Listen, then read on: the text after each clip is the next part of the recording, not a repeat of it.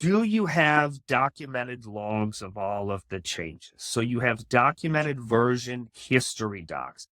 Why was the change made? What was the reason? Who updated it? Why did they update it? Is it all there? And you're going to say, John, that's such overkill. Well, in this instance, again, when you're talking about healthy TMF, I know why a document changed. And I'll tell you that. And you're like, well, I didn't think we needed to have that. No, you don't need it, right? It's not a need. It's a want. It's a pretty significant want, right? It's that piece. So you think about in the beginning, what are the implications if we don't have this? And then you pick and choose.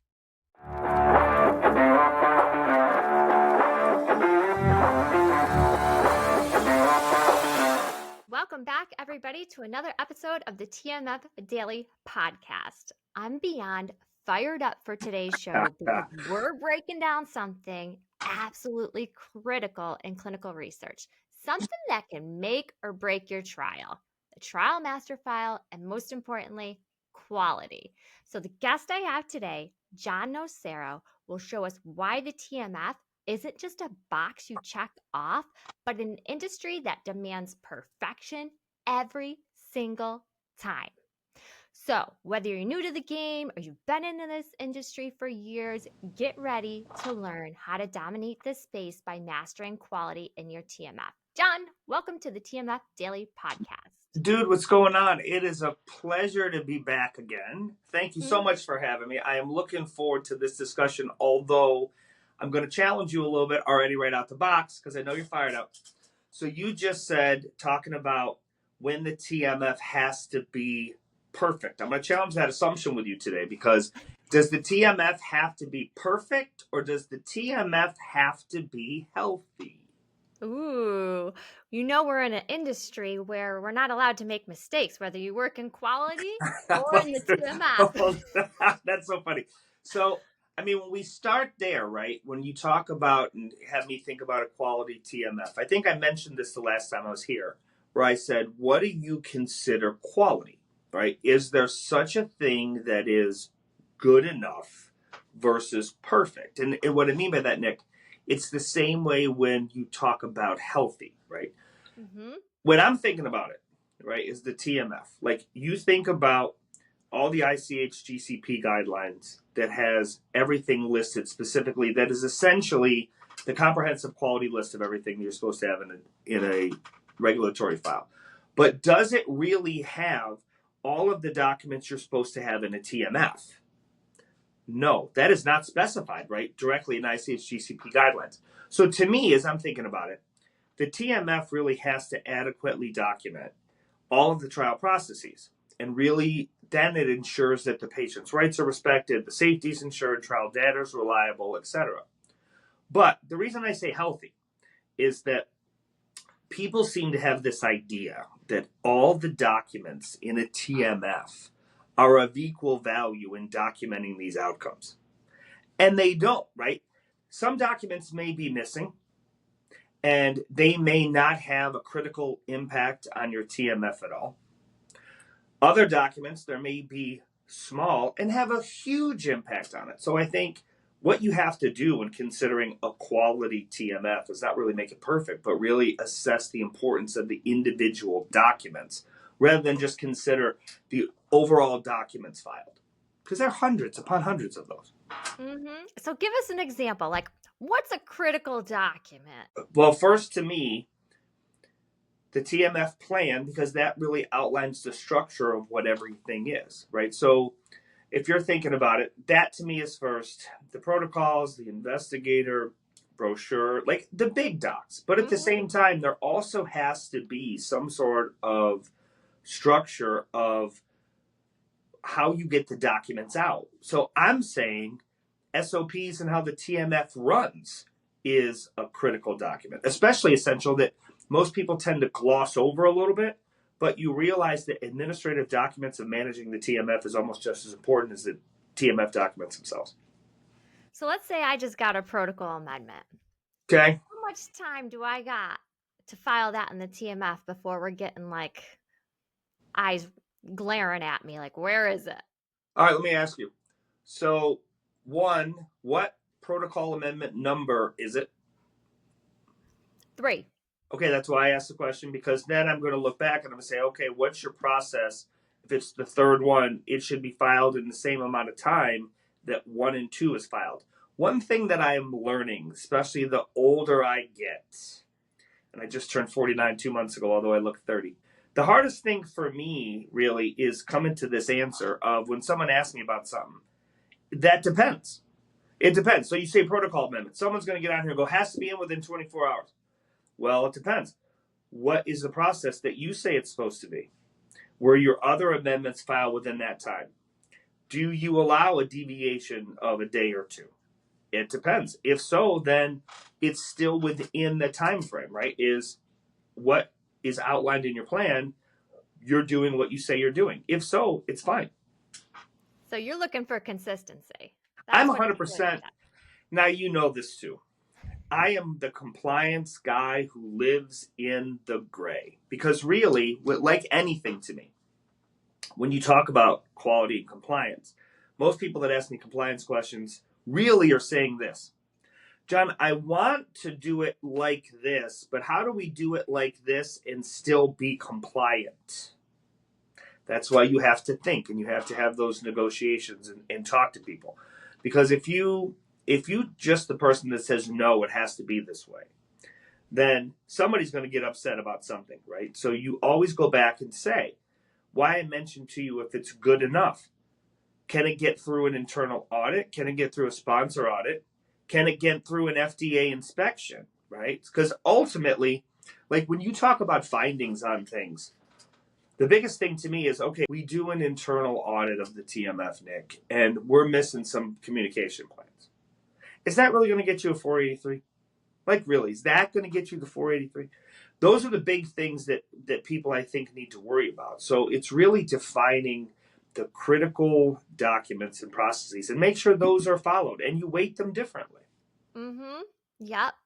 And I think your perspective's great because like my perspective in the TMF, I'm in it every day, like everything's urgent. Mm-hmm. Because we want it in there, timeliness, we're getting it contemporaneous. But your perspective is, are we being consistent? Absolutely. I mean, and to me, when you look at it, a lot of that too goes back to your basic levels of training. For example, like when you came up in the game as an administrator, a lot of the ways you were trained and learned about the TMF were based on that sort of urgency because that's the way we all looked at the industry 10 years ago. Now, especially after going through COVID, it's much different, right? Where you look at it from a consistent perspective. And I think people miss that. Although I will say this, to me, one thing that I don't want to compromise on. So when I say criticality, like when you talk about what's urgent, you know what's urgent to me? Documents ensuring their legibility. How many times have you seen a poorly scanned document or it gets flipped or you open it up like, what? Like, why does it look like this? Like that is another piece of me. So I will not compromise on that. Like there's certain things that to me you just can't do it. That's lazy to me. We've come a long ways too. Like when I started out in clinical research and they had the phones that you could scan with your phone the document and the quality was always terrible. Awful. Always. And so it was like you needed the actual scanner to get that good quality at the time. Yep. And now you look at it where even software has come so far that you're able to do that, right? Of have stuff in there. So I think that's another piece of making sure that is a quality TMF. And I don't know, Nick, if it's such a game changer as much as the foundation for expectations. Like that's really what it is. Like anything we do, it's managing expectations. Mm-hmm. Can you break down for our listeners like the critical pieces of a TMF that absolutely must be in place for it to function like truly at its best? Okay, this again, my opinion here, and you're probably gonna challenge me on my opinion, which I welcome. So I think to me, when I think about the TMF, I think of two components of it. I think of the sponsor TMF, which the sponsor has, and I think of the investigator TMF, which the institution holds, right? Also known as the investigator site file. To me, making sure that they are segregated, but as a collective, enable the trial story to be told is probably the biggest. I think the next thing, a critical piece, is how are you managing it? Is it paper? Is it electronic? Or is it hybrid? Right now, I've been in all of those. I just got out of one where TMF was hybrid. And again, when you're looking in paper and saying, okay, why isn't this here? Well, it's in the other thing. Well, okay, who documented it was there? Well, nobody. Well, how are you going to know that? Like, true. Like, how are you going to know that, right? As well. And then you think about the system that you put it in. Is it fit for purpose? Has it been validated? Are people trained on it?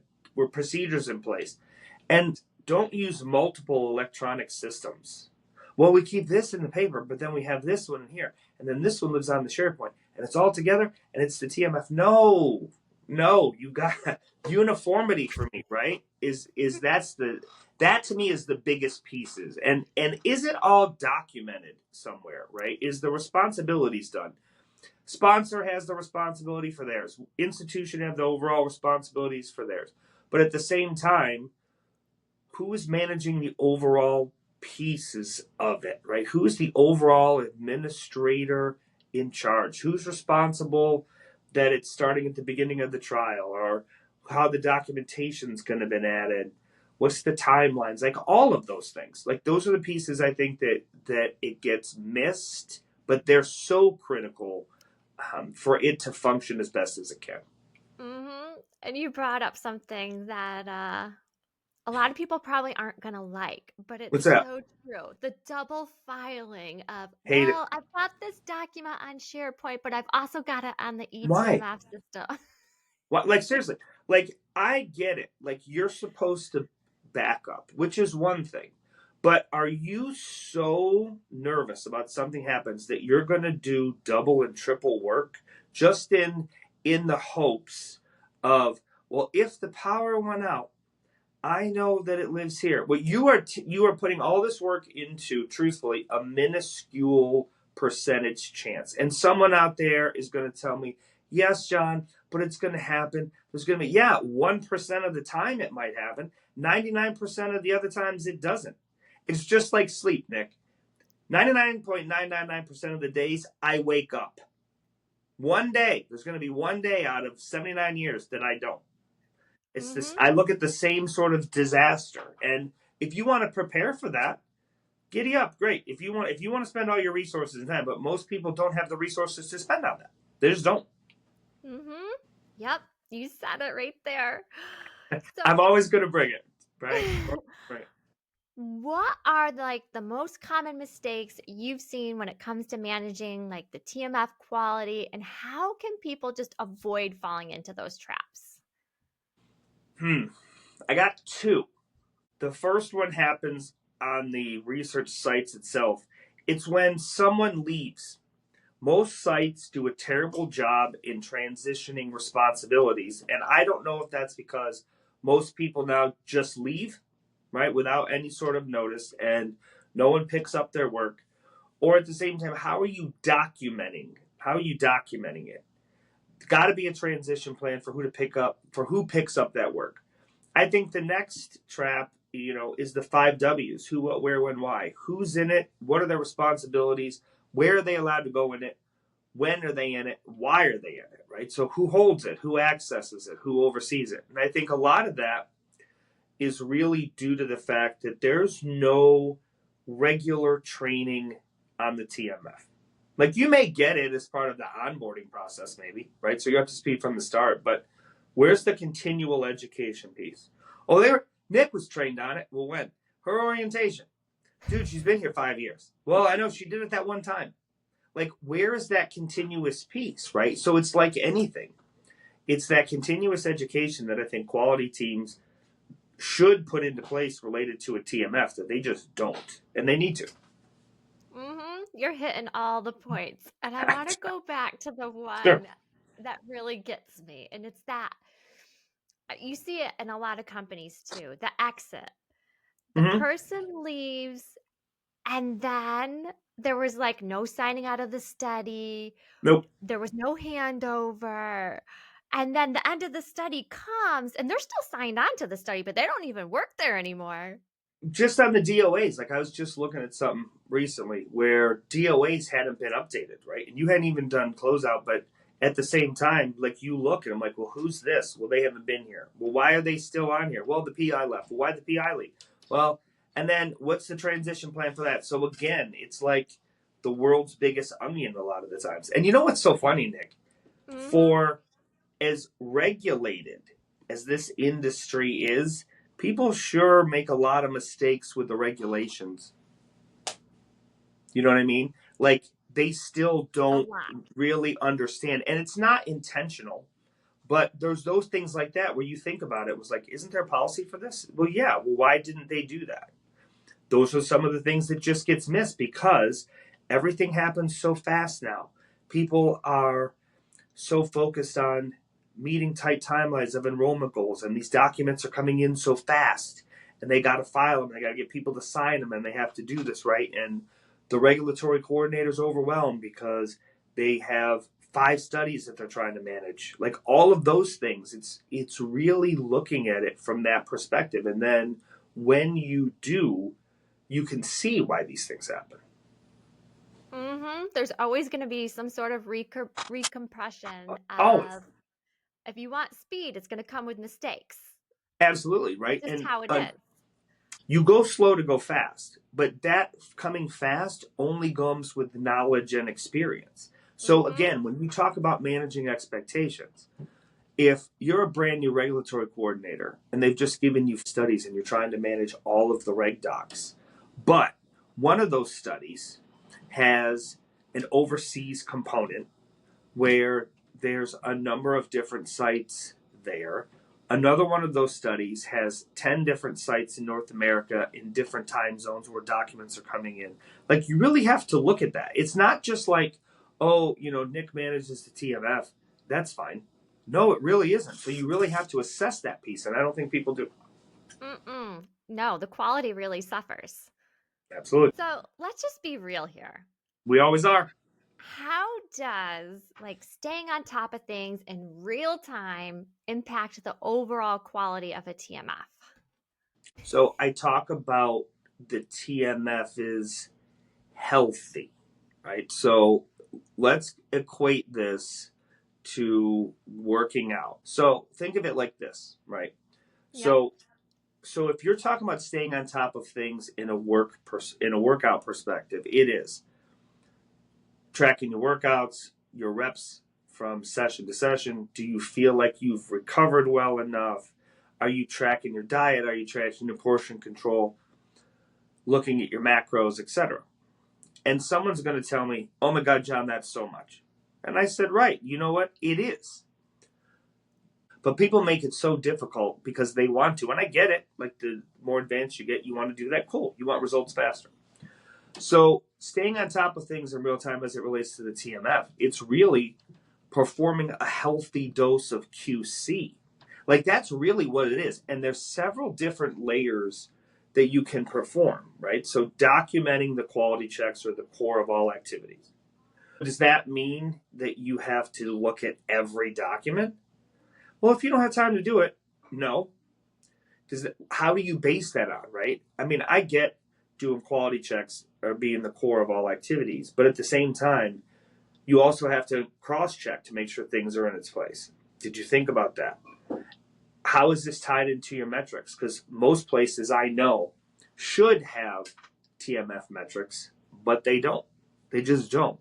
So instead of looking at it, as staying on top of it, can you document and put into place a TMF health check, which help you put your risk to bed and go to and help you gain confidence in what you're doing?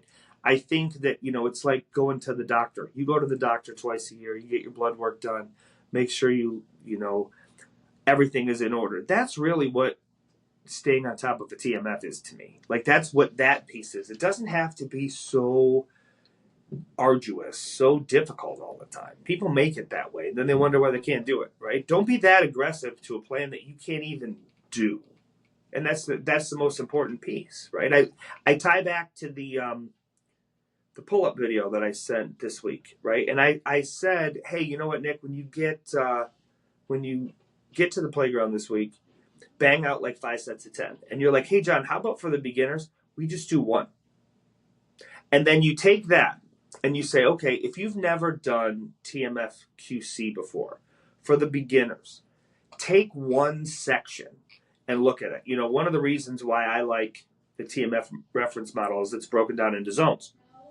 So you say, okay, this week I'm going to focus on the trial management section. I'm going to look at all the documents there. I'm going to document it. I'm going to go back to the regulatory coordinator, whoever I'm going to do that. Maybe next week I look at the central trial docs, or the week after I look at regulatory or data management or IP or anything along those lines, because you have to have it manageable. And I think people try to do it all at once. It's just too much. Mm-hmm. Yep. Let's say first time doing your QC check, we do that. We pick that 1 zone. Okay. I do it. I don't document what I did. Why? Let's just say, Okay. I'm a beginner. See, I don't know. Right. I'm a beginner. Okay. It's my first time. I didn't document. First time you I ever did did. it. Okay. Like, I did my pull-up, but I didn't take a picture. I didn't write it in my... Wait, you did your pull-up, but you kipped, right? You didn't do it strict. Like, you jumped into it. You got it. I'll count it, but you didn't do it super strict, which I get. Right. So, say there's not a process. There's not a document. Like, yeah, I know I did it. Okay, everything looks good. I might have found a few mistakes. I fixed them. Okay. So, now what? What do you do? Okay, so I'm going to, again, it depends, and here's why. So, go back to the pull-up analogy. Here's the crazy thing.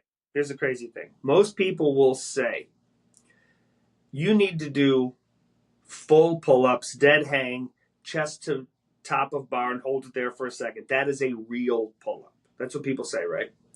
But if you do half reps, or what I term shorties, the James Fonder style, and you do that every day, you're still going to grow from that because you're the consistency of doing it every day.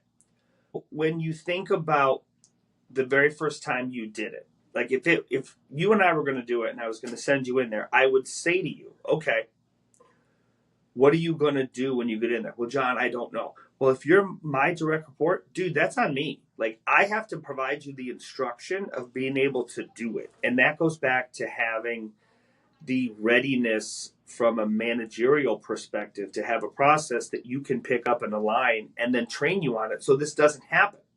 Mm-hmm. And it would be me to be going, dude, I get you're a beginner, so I don't just send you to the deep end. I look at it with you at first. But people don't do that. That sort of mentorship or anything, people don't do. They just don't. And then you wonder why it's, bad. That's why. Mm-hmm. So when the regulators like the FDA or the EMA, they come knocking, how do you make sure the TMF is just ready? Like, what are your non-negotiables? Okay, so to me, as I'm thinking about it right now, like completeness and timeliness, you have to guarantee with compliance. That's hard because most of the time, if the FDA, let's say, comes knocking and they want to come on a Monday, they will tell you Friday at 4:30. So, I mean, that's true, right? So most people at that point will panic, just try to wing it, and hope that everything they've been doing up until this point is been done. So, to me, I think of it like this. Do you have all the expected documents? Okay, you do. All right, where are they? Are they filed in there? Do you know where they are? Are they accurate? Right? Do you have the most updated versions? Have you filed them in real time? Like, that's another piece, right? Hey, Nick, I got this protocol. Going back to your original question, I got Protocol Amendment 3 on September 1st. I just filed it September 19th. Okay, so then you say, is that aligned with the process? Yes. Okay. And the last part was, if you've done any sort of internal audits or inspections on anything, and you have any CAPAs that were generated from them, did you go back and did you look at those to see if those solutions that you implemented are still in place, like those effectiveness checks. Did someone monitor those? That's another big piece, right, of making sure that you are audit and inspection ready. And I will tell you this. Now, again, I realize, again, my perspective changes. People talk about audit and inspection ready. I don't believe that anyone at any point ever now is 100% inspection ready, because as soon as you hear there's going to be an inspection, panic sets in. And as soon as you get panicked, We're scrambling. Right, you do, because you get nervous. Oh my God, the FDA is coming in, it's going to shut us down. It's going to be that. Okay, well, don't panic through it. I thought you were audit ready, right, Nick? Oh my God. Why are you panicking? If you're audit ready, dude, come in. Like, you can look whatever you want. That's totally fine. But most people don't. And that's why no one ever truly is audit ready. And I think is it staying ready? Like staying at that 80%, right? Let me throw a thing at you. So if I'm your quality guy and I have put in place risk-based quality checks, and I'm regularly reviewing processes as part of my quality management program for you, and I'm saying, hey, Nick, I can tell you that the documents are being filed in the right place. They're legible, they're timely, they're correctly indexed, the right roles get them, like all of those things. That's going to make you feel audit ready, right? So to that piece, you have to have that is documented and have that data presented to you so you know it. And it has to be consistent. It's not demonstrating it once, right? It has to be across the board. And, it goes back to who's managing the study from a regulatory perspective, who's got the oversight of it, who's communicated with all the sites, how do they all know what the plan is going to be? A lot of times they don't, right? But it's something you take for granted, like it's just supposed to magically happen. But I think I said this to you before. There's a reason why a lot of times people come in and they look at the reg docs, because if the reg docs are in a disaster shape, I'm guessing that the trial is going to be in disaster shape, right? So those sort of things. And then the last piece is that for you, if you are my administrator, am I doing regular QC or QA on how I manage the TMF? Am I looking at those processes? Because ultimately, if the process is broken, then no matter what I find, someone's going to find that out, because the process is broken from that piece too. So I think that's another problem that people have to do. Let's back up a little bit. Like, all right, who's responsible for quality? Like, is it your department? Is it the eTMF specialist, project managers, CRAs, data? Like, or are we all working together? Okay, so I think it depends. And again, it's managing the expectations. Okay, here's why I say that. So if there's a quality issue, the quality department is generally brought in, right? But the quality department isn't day-to-day managing the TMF. That shouldn't be their responsibility. Quality department should be the subject matter experts on what goes in there, but the TMF specialist should be managing it on a daily basis. Now, who does the TMF specialist report to? Is it the project manager? Is it an administrator? Like, what is that relationship there too? Because generally, the TMF specialist is left to their own devices, because the person they report to is busy, I don't know, ensuring the trials stay profitable and the company's still running. They don't look at the TMF.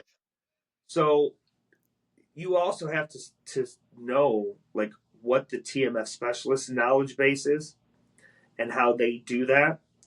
And when you talk about, like, are we all in it together? Well, sure, we're all in it together, but not everyone's equal. And I think that many times I've seen it, and you probably have seen it too. The TMF specialist develops relationships with people within an organization that they know. Hey, I met them during onboarding or whatever, like however it is. Right. So when they have questions, they're going to go to the people that they know. They may not go to the quality department. They don't know them. Or, I tell you what, me and you are in the quality department, and we got a TMS specialist that knows you more than they know me. My reputation precedes me as the OTC, so no one wants to come here. Yours, they know as the bow tie wearing great cop, and they're going to go to you. Like, they're going to go to you every time. So that's another piece, is that knowing that person, of who they know, their resources, and where they go. So it's also knowing that too. Like, that's a big piece that I think people miss.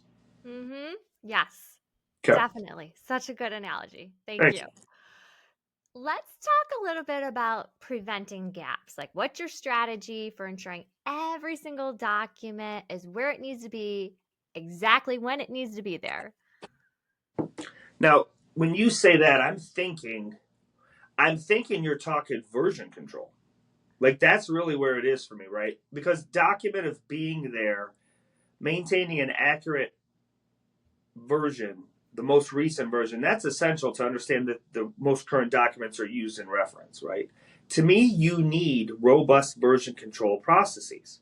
Now, you may not be able to have them depending on how lean your team is. If you have one person that's responsible for the TMF and no one is really providing oversight to them, and they have a ton of work coming in, they're going to try to manage that work as best they can. Now, if they struggle with document discrepancies and issues, and then I come in and I audit it and I look at it and say, wow, I can't figure anything out here. I don't know what you did. And then I write that down. Okay, not only am I confused, but we have a potential compliance issue that you as the supervisor doesn't want to deal with. So I think at the beginning, you talk about what's the version control system, right? So how are you versioning the documents? What is the naming convention? Is it consistent? Is the date September 19, 2024? Is it 19-SEP 2024? Is it 19-SEPT 2024? Like, what is it? Make You sure just it's went there. just consider. I did, because you know what? I just did an audit where I couldn't find jack because of that, because the documents aren't named right, but they're all in there, Yeah. right? And I'm just like, okay, well, if you have the version numbers and dates in there, then you can track document changes. So again, if I'm an inspector coming in and I'm asking you, how do you know that this is the most current documented version and this is what you are using, everybody's trained on it? Without that version control, you have no idea. Next piece of it, I think, is, and you're going to hate this one. I know you're going to hate this one. Okay. Do you have documented logs of all of the changes? So you have documented version history docs. Why was the change made? What was the reason? Who updated it? Why did they update it? Is it all there? And you're going to say, John, that's such overkill. Well, in this instance, again, when you're talking about healthy TMF, I know why a document changed. And I'll tell you that. And you're like, well, I didn't think we needed to have that. No, you don't need it, right? It's not a need. It's a want. It's a pretty significant want, right? It's that piece. So you think about in the beginning, what are the implications if we don't have this? And then you pick and choose what you need. It's kind of, I don't know, it's kind of like how I'm doing an audit, right? Where am I going to spend my time? Why do I want to spend my time there? And what do I want to ensure goes smoothly? Well, take the end in mind and go backwards. If you don't have this, potentially, I give you 10 findings. If you do have this, you get 2. What do you want? You want the 2 findings, right? Or do you want to have to remediate everything? So again, will it get you the 483? Then you probably should have it. Mm-hmm. You know? Let's say that we've never documented like the changes of the version control, who did it Never. and why. But we've updated version 1, version 2, Okay. version 3, version 4. Somebody listens to this podcast and was like, oh, we've never done that. That's a good idea. We want to start implementing this today. Like, Right. where do we start? I think you talk to the people in charge of process improvement and say, this is what we want to do. Realistically, can we do it? So example, someone hears this, hears us geniusing. They go into their office, they go, oh my God, I just heard the most revolutionary idea on a podcast and I want to go ahead and implement it here. I'm bringing it to your attention. Well, what is it? Well, I would like to start having documented logs on all of the version control and the changes of all the TMF docs. That's great. I'm not saying the idea is bad. I'm not saying that at all. But what happens is sometimes is the idea is great, but you can't implement it right now. Does that make sense? Mm-hmm. So it's that too. You look at it as, can we do it now with the configuration that we have? I think that's another piece, right, of doing it and seeing how it grows. There's a reason it's called process improvement, Nick, right? Is that it's continuous. Right. So maybe you can't do it now, but maybe you can do it a year from now. And then someone comes back to you and goes, hey, remember that time you were telling me about this log? Hey, why don't we go and see if we can do this right now? That's what I think would be the biggest piece. Perfect. Thank you. Of course. So audits can be like really stressful. And For who? For the auditor or you? But you seem to have a handle on them.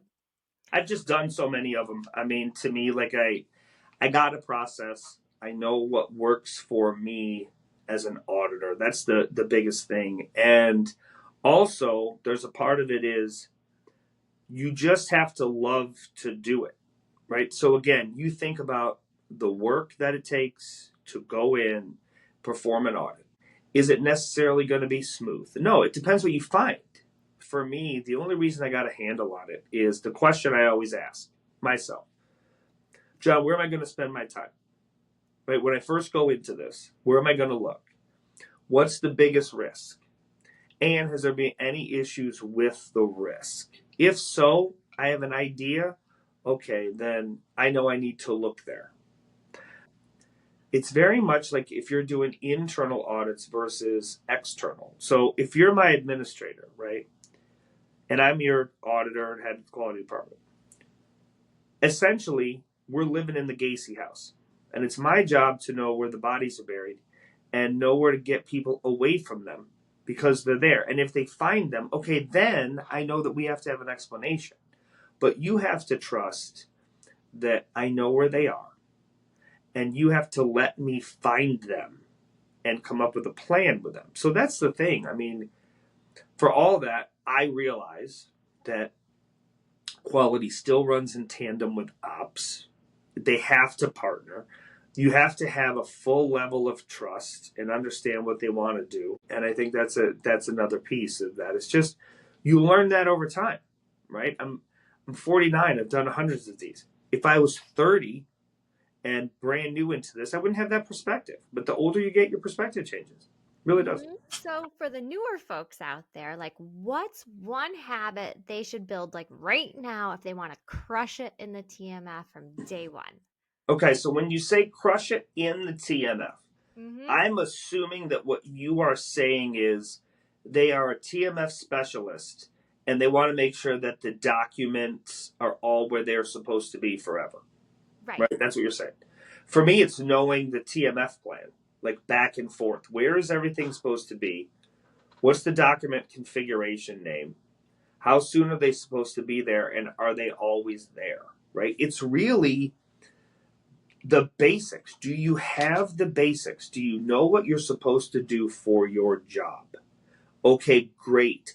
Do that every day and get really good at it. That's how you crush it. There's no big trends or innovations or anything that we can tell anybody other than that. I'll tell you a story. So I'm watching a podcast last night, and it's Shannon Sharp. He's interviewing Ronnie Coleman, who is 8-time Mr. Olympia, probably the best bodybuilder in history. And Shannon's asking him, he's like, Ronnie, he said, people now, we see them up on stage and they don't look like you. And he's like, I'll tell you why. He said, because people don't lift heavy weights like that anymore. Everyone wants to be a bodybuilder, but nobody wants to lift heavy, big weights. That's why. So when you regularly lift heavy weights, if you're doing heavy bench presses, heavy deadlifts, heavy pull-ups, heavy squats, your body is going to look different than if you hang out in a machine. Like, it's just how it looks. All your stabilizers are going to have to fire. All those fibers are going to have to work. That's just how it is. And then you'll tell me, well, I'm afraid of injury, so I'm not going to have to do that. Okay, then you accept that risk, but you also accept that you're not doing the hard work that's going to make you look a certain way. It's the same, Nick, with what you tell them. If you want to crush it, get really good at the basics. Talk to the people that are there. Understand what that is, and then do that every day. It's not hard, but people just don't do that. They want some sort of shortcut all the time. It's if you go on Google right now and you look at financial advice, people are going to tell you the same financial advice. It's the same 5 principles all the time.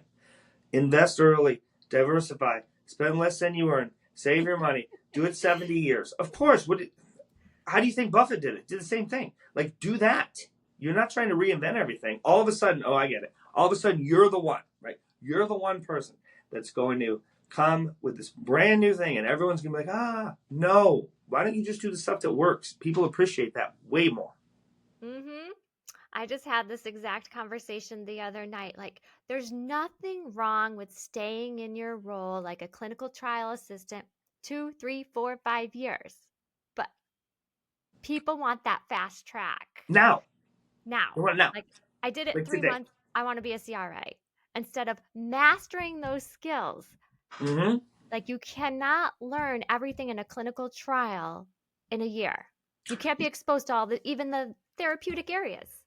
And I mean, to me, if you talk about changing roles, and Nick, this is just me. I always want to do the role before I move into it. That way, it's not a huge challenge for me. Like, people ask me in my career all the time, John, you move around a lot. I said, I do. And they're like, well, you don't stay in a certain place. Nope, not always. Well, why? Because sometimes I look back and I say, I need to go get this experience. And I have to be able to pull from this. So I have to go find it. You can't give it to me here? Okay. What people say all the time is they question the loyalty. But you know what? How loyal are you to me right now? Because if we go in an economic downturn, you cut me, but you say, hey, thanks for your loyalty here, and I'm the one that didn't get the experience that I needed, that's on me, right? Like, that's on me. You really have to flip it and take more of an ownership for what you do. I think that's a big piece that people don't do a lot of time, but they need to. They really do. Yes. Do what's best for you at the end of the day, because that's what a CEO of a company is going to do for them too in the business. Focus on you. Other people do too. It's really funny how that happens. Mm-hmm. So for the folks that have been working in the TMF, say an eTMF specialist or like a CTA, I feel like they don't think about quality as an option for a job. Okay. They think, all right, PM, CRA, data, but there's sort of like this mystery, or they think there's this secret sauce to get into quality. Right. And I always think like people who work in the TMF would be excellent in quality. What are your thoughts? I think it depends upon what they want to do and why they want to do it, right? So again, ultimately, when I think of quality, you can say somebody could be great in it, sure, but what's the component of my team at the time?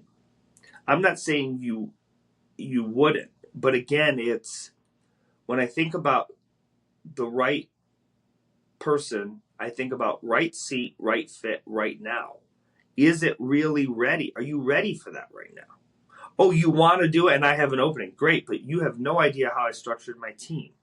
So don't just give me somebody and expect me to make it fit. That's a hard thing to do from a manager perspective is, hey, John, we have this guy.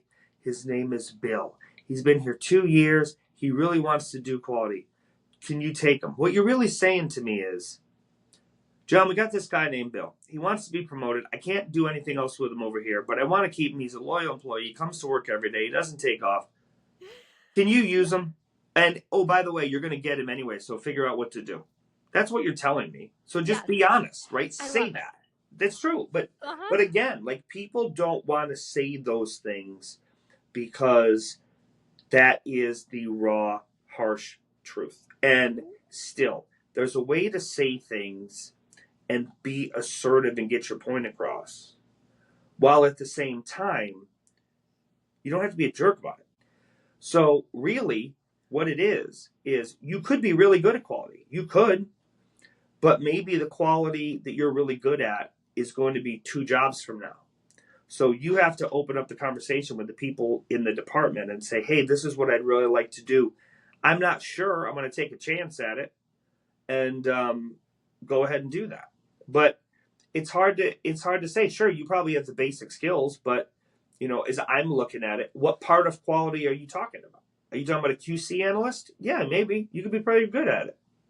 Are you talking about an internal auditor? Probably not. It's just truth, right? So I think of someone who told me once they wanted a raise and they were like, well, you can send patients and I can send patients. Right, but I've done it for 10 years more than you. I've never had a violation about it at all. You, on the other hand, is totally different. It's that. But people, again, they don't want to be the one to say that to someone's face. Right. Someone will leave, they'll shut the door, and you and I'll say that. Well, it's just dumb. It's just dumb. So for people who want to get to your level, the OTC, and explain what that stands for our listeners who don't know what OT stands for, like, what does it take? Okay, I love that you quoted OTC. So OTC stands for Original Tribal Chief. Here's what it means. It's related to a wrestler named Roman Reigns. And here's why this is so important.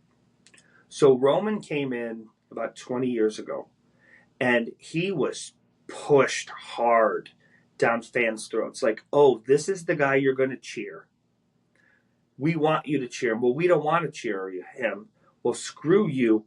I want you to cheer for him. So he is the guy. And everybody revolted on him. Everybody just hated him. And he had said, there was a time that was supposed to be his coming out party in Philadelphia at the Royal Rumble in 2015-16.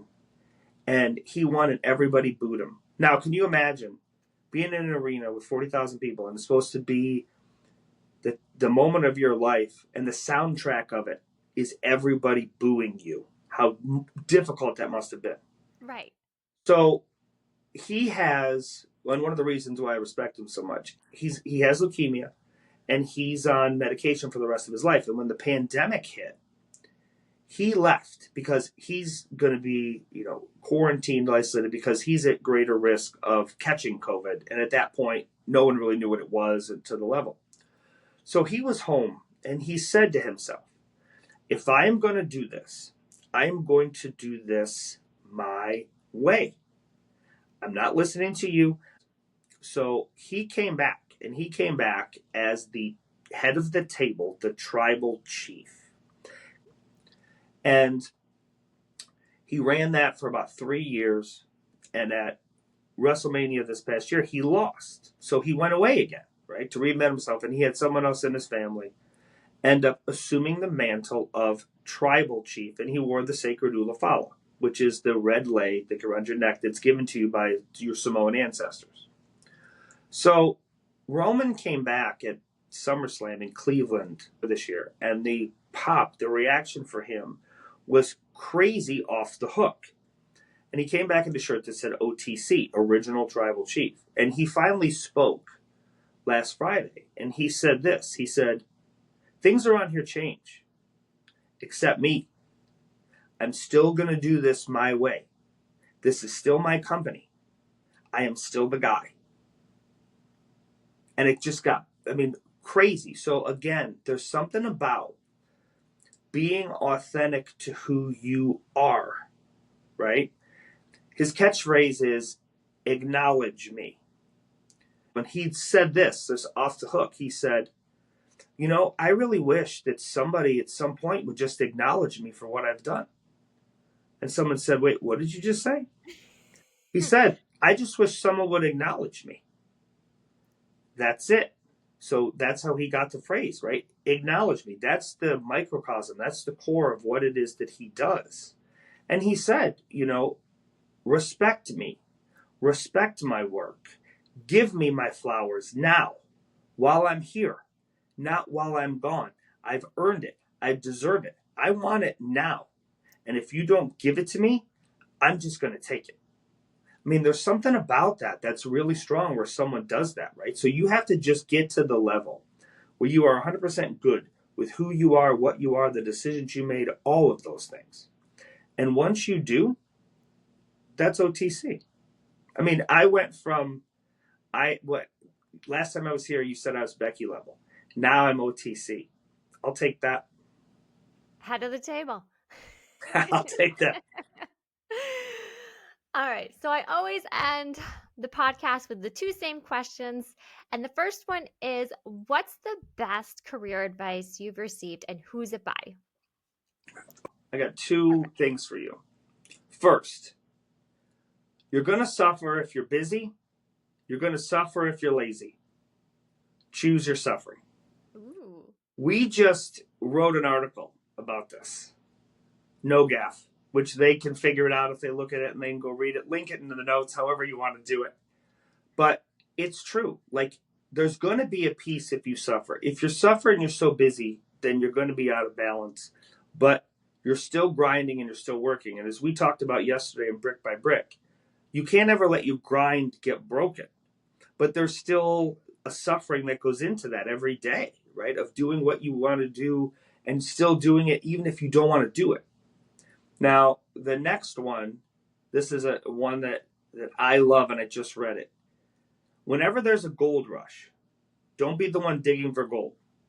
Be the one selling shovels to people. And the reason I say that is because 98% of the people, they see the gold and they start to dig. But if you're the one selling the shovel, you don't profit. You control the rush. You shape the game. You control the narrative. So the success really is in the strategy, not just the pursuit.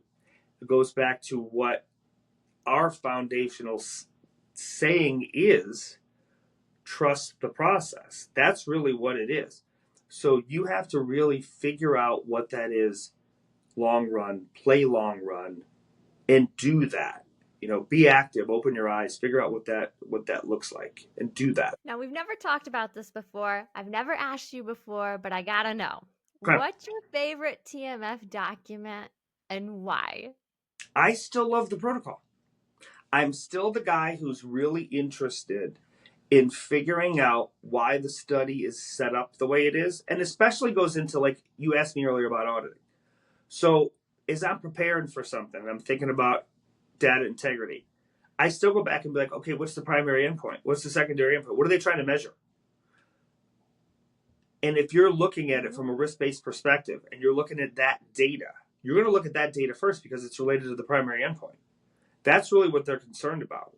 So many times, again, it's understanding the whole process of why it's that way. Well, your foundational document of the study still is the protocol. Do you know it back and forth? But ultimately, do you know why the protocol is the protocol? What's in there? What are they doing? Where does that data come from? And why do you need to look at it? It's always going to be my favorite because of that. I still have that interest. That's why. Wow. What an incredible conversation we just had today. And you know what the best part of it? Like, this is the best part of you and me. This is like our normal conversations. Like, this is just how we do it. So, as I say all the time, like, there's a reason you're the TMF expert. You are, what did you used to say? You're the TMF girl living in a TMF world.